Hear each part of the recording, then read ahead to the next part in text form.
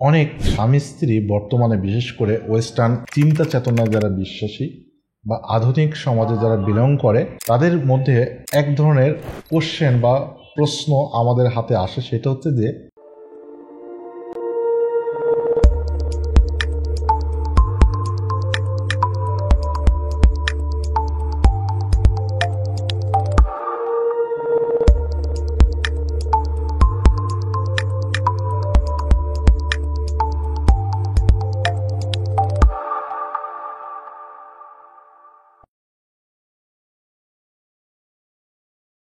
স্বামী স্ত্রীর যদি মিলনের সময় যদি কোনো সেক্স টয় অর্থাৎ ভাইব্রেটর বা আদার্স কোনো যদি ইনস্ট্রুমেন্ট যদি মিলনের জন্য ব্যবহার করে, এটা আসলে সুবিধা অসুবিধাটা কি, এটা অনেকেরই একটা মনে একটা খটকা লাগে। তাহলে এখানে দুইটো ক্যাটাগরিতে আমরা ভাগ করতে পারি। এটা হার্ড ইনস্ট্রুমেন্ট আছে, যেটা ভাইব্রেটর হচ্ছে মেসেজ স্টিমুলেশন করার জন্য হচ্ছে, বা জি স্পটকে মানে উত্তেজিত করছে। অনেক ক্ষেত্রে আর্টিফিশিয়াল, কেউ পেনিস আর্টিফিশিয়াল ভ্যাজাইনা ইউজ করছে।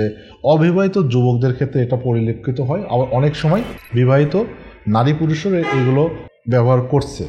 তাহলে এখানে যে সমস্যাটা হচ্ছে সেটা হচ্ছে যে নারীরা যে এখন আর্টিফিশিয়াল পেনিস ইউজ করছে, তখন তাদের ভ্যাজাইনাল যে ওয়াল, যেই এপিথেলিয়াল যে লেয়ারগুলো থাকে, সেই লেয়ারগুলো মিউকাস মেমব্রেনগুলো থাকে, ওই জিনিসগুলো যেহেতু খুবই খুবই থিন পাতলা হয়, সেই জন্য এটা রাপসার হয়ে যেতে পারে, হালকা ব্লিডিং হবে। এখানে ব্লিডিংয়ের পরবর্তীতে এটা ইনফেকশন হওয়ার সম্ভাবনা অনেক বেশি হয়ে যায়। পরবর্তীতে নারীর জ্বর আসবে, পুজের মতন কোনো কিছু বের হতে পারে, প্রসাবে জ্বালাপোড়া একটা কমন একটা সমস্যা। পরবর্তীতে মিলনের সময় ডিসপারইউনিয়া হয়। একটা ডিসপারইউনিয়াটা হচ্ছে যে মিলন করতে গেলে তার ব্যথা লাগে। আর একটা বিষয় পুরুষের ক্ষেত্রে যেটা হয়, যারা আর্টিফিশিয়াল ভ্যাজাইনা অর্থাৎ জনিপথ, যারা যে সমস্ত অবিবাহিত যুবকেরা এইগুলো ইউজ করছে, তাদের প্রবলেমটা হয় যে তারা ওইটার মধ্যে বীর্যপাত লাগাতারভাবে করতে থাকে, বা কোলবালিশ জাতীয় বা কোনো কিছুর মধ্যে যখন সে বীর্য ফেলতে থাকে, তখন তার অনেক সময় পরিষ্কার পরিচ্ছন্নতার অভাবে এই জিনিসটা আসলে সিমেন্টটা জমতে থাকে, জমতে জমতে পুরুষের লিঙ্গের যেই রাস্তাটা সংকীর্ণ হতে থাকে, স্টিকচার হয়ে যায়, ন্যারো হয়ে যায়, প্রসাবটা ক্লিয়ার হয় না। প্রসাবটা দেখা যাচ্ছে যে স্পিড থাকে না, প্রসাবটা দুই নলে পড়ছে। এইগুলো পুরুষের একটা সমস্যা হয়। কখনো কখনো প্রসাবে ইনফেকশনও হতে পারে। আবার স্বামী স্ত্রীর মধ্যে যখন এটা ব্যবহার করছে, একটা যোনিপথ নারীদের ক্ষেত্রে লুজ হয়ে যাচ্ছে, আর পুরুষের আত্মবিশ্বাস কমে যাচ্ছে, স্বামী স্ত্রীর মধ্যে একটা ঝগড়া বা মনোমালিন্য দেখা দিচ্ছে। আর এইগুলো অনেক সময় হয় কি, যেই জিনিসগুলো ইনস্ট্রুমেন্টগুলো চটকদার যে বিজ্ঞাপনের ফলে অনেক পুরুষের ব্যবহার করে, বা লিঙ্গটাকে বড় করার জন্য ভাইব্রেটর ইউজ করে, পরবর্তীতে লিঙ্গের ইরেকটাইল ডিসফাংশন পুরুষের দেখা দেয়, আর নারীদের যোনিপথটা একেবারেই লুজ হয়ে যায়। পরবর্তীতে এটা এক্সারসাইজ বা সার্জারির মাধ্যমে ঠিক করতে হয়। তাহলে এই জিনিসগুলো যদি আপনাদের যদি খুবই বেশি প্রয়োজন হয়, অবশ্যই এটা কোনো লোকাল কোনো জায়গা থেকে কেনা যাবে না। মেডিকেটেড যদি কোনো ডক্টর, গাইনোকোলজিস্ট বা সেক্সোলজিস্ট যদি পরামর্শ দিয়ে থাকে, সেই ক্ষেত্রে একান্তই বাধ্য হয়ে এটা আপনি ব্যবহার করতে পারেন। এটা হার্ড ইনস্ট্রুমেন্টের কথা।